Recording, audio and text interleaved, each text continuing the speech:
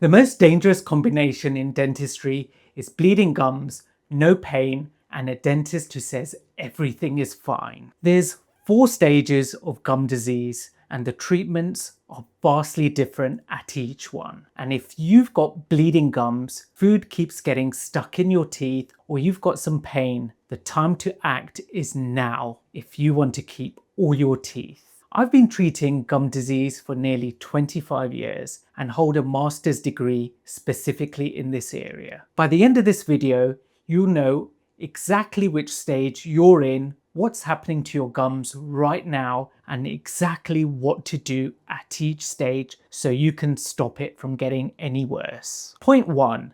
Stage 1. This is a stage almost everyone ignores, and it's called gingivitis. The gum tissue around your teeth is inflamed. When you brush, you may see a little bit of pink in the sink. Your gums might feel tender or puffy along the edge. At this stage, the bone is untouched. The problem is entirely in the soft tissue above it. Here's why this stage matters more than people think. Gingivitis is the only stage of gum disease that's fully reversible. The bone is fine, the structure is fine, a proper clean and improved home care, and you're back to normal. The mistake almost everyone makes at stage 1 is feeling that bleeding, that's just what happens to me. I hear this phrase every week in my clinic. Bleeding gums don't just happen, they're a clinical finding, and ignoring it is exactly how stage 1 becomes stage 2, even without the patient knowing, and things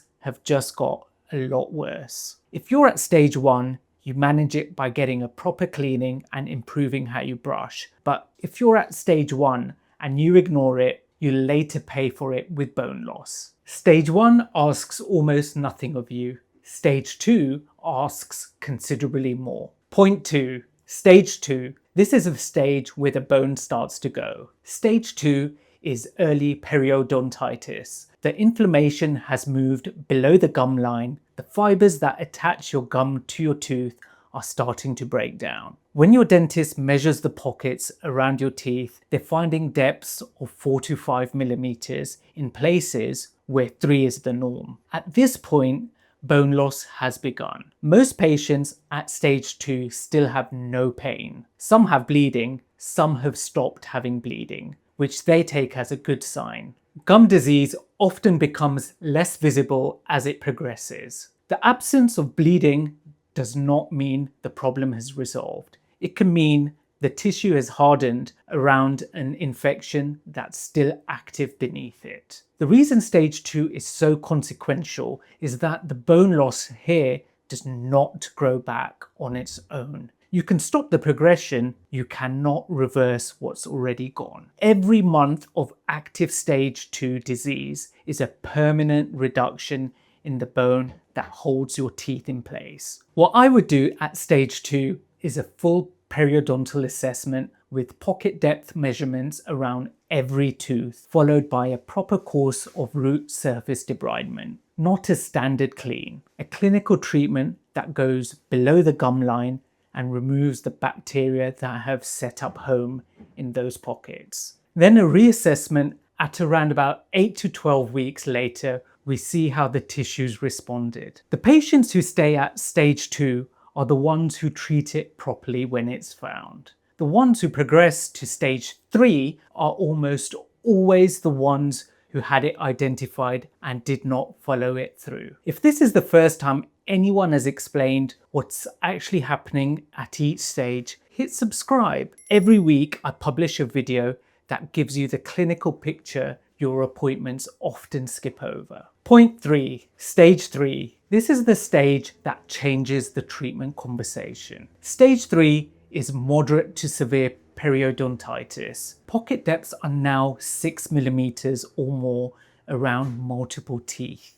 The bone loss is significant and visible on x-rays. Some teeth may feel slightly different when you bite down. You may notice that your teeth look longer than they used to because the gum tissue has receded as the bone beneath it has shrunk. At this stage, standard hygiene treatment is no longer sufficient on its own. You need periodontal therapy delivered by a clinician with specific training in this area. In some cases, that means surgical access to clean the root surfaces properly. It always means a structured program of maintenance visits after initial treatment, because the disease is now established enough that it requires ongoing management, not a single intervention. Here's what I tell patients at stage 3 directly. The goal is now stability. We're no longer talking about reversing the condition. We're talking about stopping progression, holding what you have, and making a decision about any teeth that have already lost too much bone to have a reliable long-term future. Ask yourself 3 questions. Have you ever had pocket depth measurements taken around every tooth, not just a visual check? Has any dentist used the words bone loss or periodontal disease with you, even once, even years ago? Do your teeth look longer than they did 5 years ago? Or does food catch in places it never used to? 2 or more yes answers, and you need a proper periodontal assessment before anything else happens in your mouth. The treatment decision at stage 3 depends entirely on how much bone is left around each individual tissue. Some teeth at stage 3 are worth stabilizing and keeping. Others have already lost enough bone support that continuing to treat them costs more bone than removing and replacing them properly would. That call requires a clinician who can read the chart and the scan and give you a personalized answer. Point 4, stage 4, the stage where the decision cannot be delayed. Stage 4 is advanced periodontitis. Multiple teeth at this stage are significantly loose and moving. Bone loss is extensive. The architecture of the jaw has changed.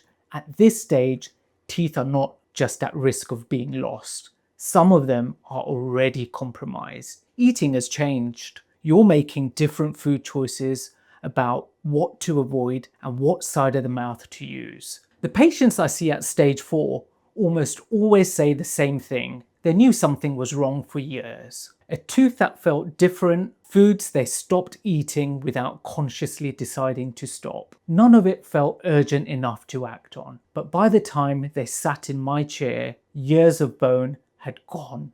This is the stage where the conversation shifts from saving to planning. Not all teeth at stage 4 should be extracted, but some of them have no long-term future. The most expensive decision I see patients make at stage 4 is not the treatment itself. It's the additional years of patchwork they do after reaching this stage before finally making the right call. What I would do at stage 4 is a full cone beam 3D scan of the entire jaw, a complete periodontal chart, an honest tooth-by-tooth assessment of what has a future and what does not. Then a single comprehensive plan built around what this patient's mouth needs to look like in 10 years, not which tooth is causing the most trouble this week. Stage 4 is not a death sentence for your teeth. I've treated patients who arrived at stage 4 and left with a fixed, stable, permanent result. But that's because we did a proper exam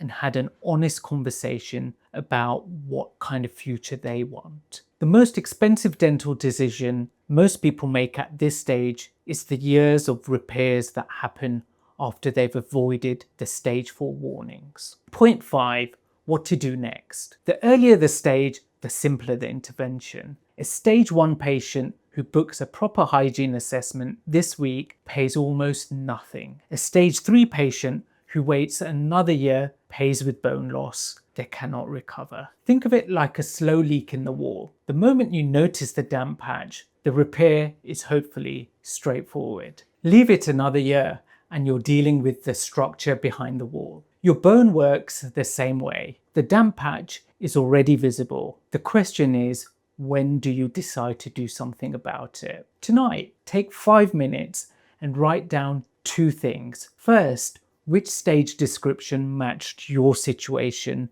most closely and what the specific details were that made it recognizable. Second, the last time you had a proper periodontal assessment with pocket depth measurements, not a routine checkup, and what was said. If the answer to the second question is never or you're not sure, that's your starting point. Book a comprehensive assessment, not a routine appointment. Ask specifically for a full periodontal evaluation with measurements around every tooth. Bring what you wrote down, hand it to the clinician at the start. Gum disease gets worse without treatment. You now know what each stage looks like and what the right response to each one is. If you watch this and realized your teeth have been giving you signals you've been dismissing, the next video is the one to watch. I break down the 5 warning signs that tell you your teeth are heading towards failure and how to catch them before the window for the simple fix closes. It's on the screen right now. Click it